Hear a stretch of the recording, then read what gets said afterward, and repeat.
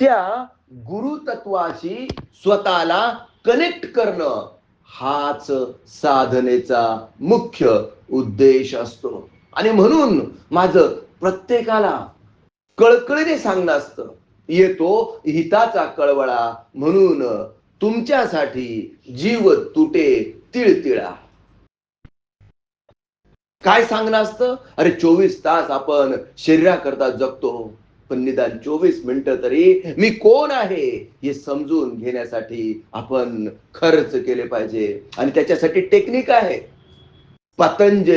महर्षी पतंजली ऋषींनी क्रियायोगाचं दान देऊन आपल्याला आपल्याला रूपांकित केलेलं आहे. महर्षी पतंजली ऋषींनी पतंजली क्रियायोगाचं दान देऊन आपल्या जनसामान्यांवर आणि या जगावर अनंत उपकार करून ठेवलेले आहेत. ही तुमच्या जीवनाची स्टाईल बनली पाहिजे.